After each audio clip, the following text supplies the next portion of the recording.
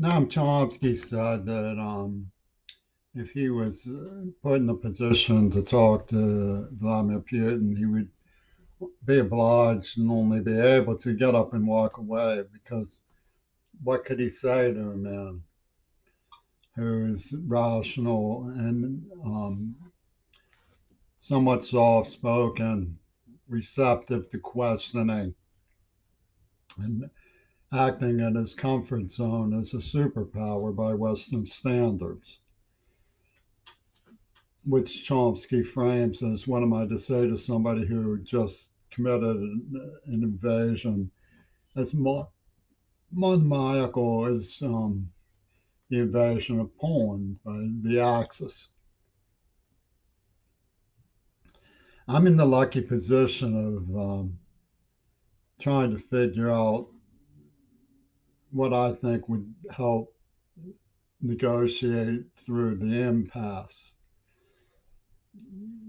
It's hypothetical. I'm just an old man in a Section 8 lodge. I'm not an influential person. But what has been seen as my existential dilemma has fed into the forces of reactionary government across the board. There's no obsession like Yoko Ono's obsession with me. George Monbiot is infuriated by Putin once Putin thrown out of office in the manner that America sought to throw out Nixon. And of course, the Russians have been brutal to anti war dissidents. Um, and there's a lot to protest in George Monbiot's book, protesting climate change. And it's not good that Britain has made insufferable laws tagging and tracing and following people for protest. So, if I'm like Chomsky, I'd follow suit, right? I wouldn't talk to Putin. If you look at my history of being tarred and feathered over coming from Bush's ship in the Navy, it's interesting that it's the Bush people who tarred and feathered me. Martin Sheen, for example, because I believe in nonviolence. I was raised under Martin Luther King and the civil rights movement. And I endured horrors as a child because I just thought the Israelis were insufferable from the trauma of the Holocaust, which I was just inundated with. And I thought it was sort of a noble obligation to grin and bear it. When somebody questioned me about World War II, I said, well, it looked like a crescendo of man's insanity and it seemed like the atomic bombs were like a final call. I mean, stop, for God's sakes. And we didn't, and I was always enlarging on my father's opinion that he was inconsolable that we didn't heed this cosmic warning. Well, that puts me in a bind. It means that I would be able to um,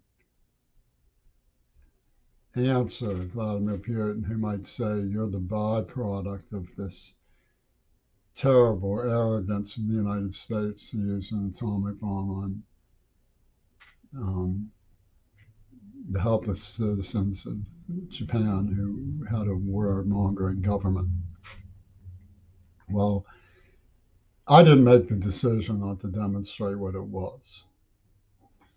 I wasn't around to, I just, acknowledged how it looked, the Eisenhower view. Now, as for what's happening in the Ukraine, when I say that Vladimir Putin looks like a man who's comfortable in his comfort zone as a superpower by the Western standards, that's what I mean. He cites how crazy this trust is. And people don't say, you know, this is the idea of using a nuclear bomb on presumably on Russia is insane. It's criminally insane. How can anybody entertain the idea even for a second? And Putin rhapsodizes that a dirty bomb can be used to frame Russia. How horrible the world is sinking into to have these kinds of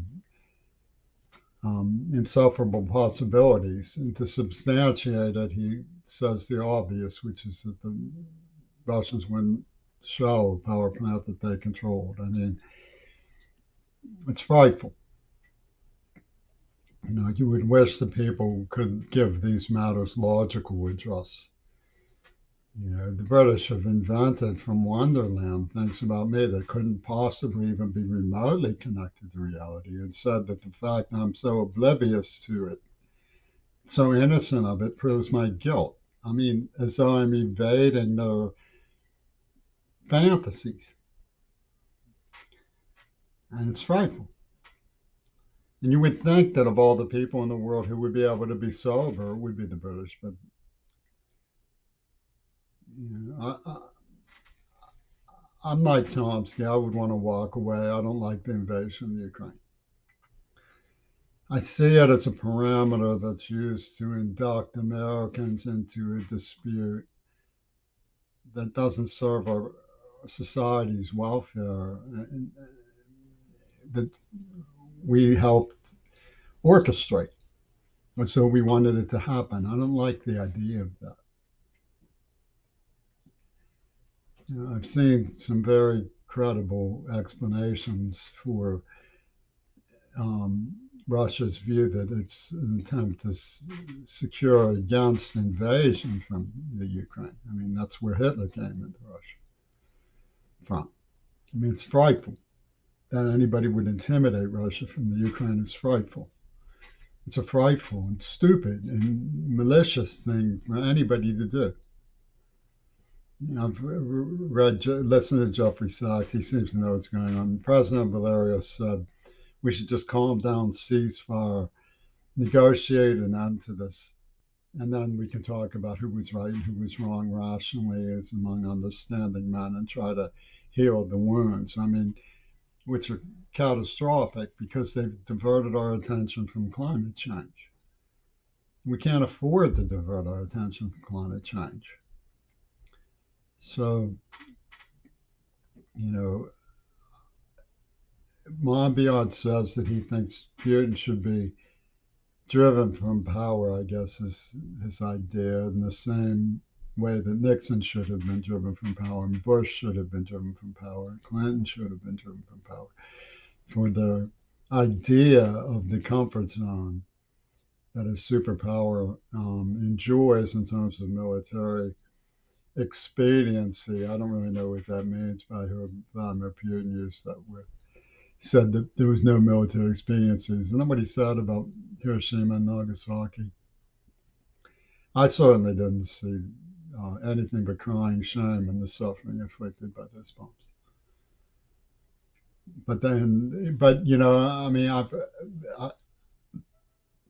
been blamed for them symbolically and stuff. I Tojo Ronan loyal to the British Royal Service, you know, as though they're acting out the mentality of punishing America for it. You know, JFK seems to have been killed as a punishment. But all of that aside, it comes from some sort of feral wonderland of the imagination of various people's lock on hatred.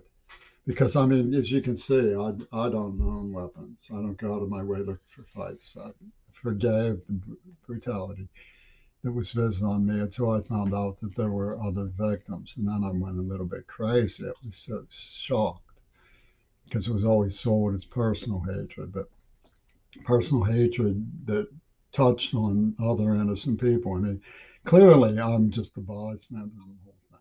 I was born in 1960. So, and Mabel would say you have no business talking to Vladimir Putin because you're a nonviolent person.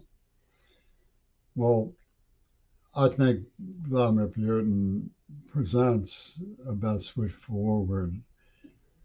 So does Sergei Lavrov when it comes to, and the others around them in this circle, when it comes to what is considered the responsibility and diplomatic bearing of superpowers. Certainly, if there is authoritarianism and an element of fascism about the direction Russia is going, it's not them alone. It's happening in um, Austria, Italy, and a lot of people are closing ranks around power as a substitution for engagement from diplomacy that has left them disappointed and disillusioned and angry in the past and victimized. The horrors of war are not something that should be gratuitously inflicted on people so they accept that other people can't escape what they have come to from catastrophes like war visited on them. In that sense, an absence of magnanimity voids our principles of preservation, particularly when it comes to children. The idea of taking a child and blaming a child for something that was from a bygone generation is um, it's too um,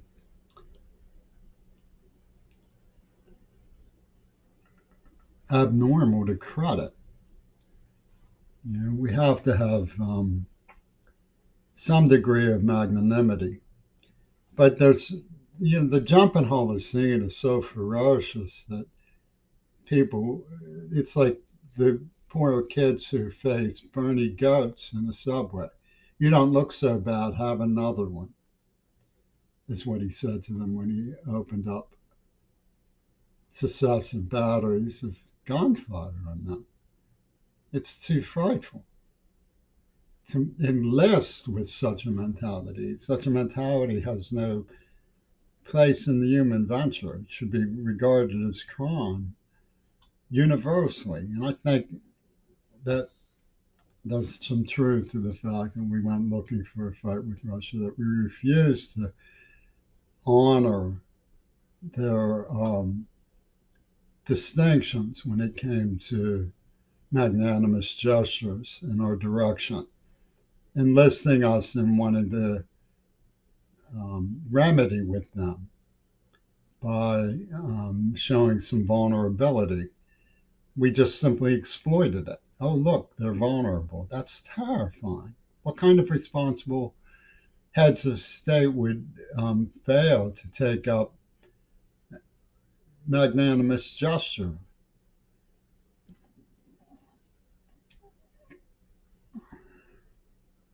It doesn't make any sense. What's wrong with everybody?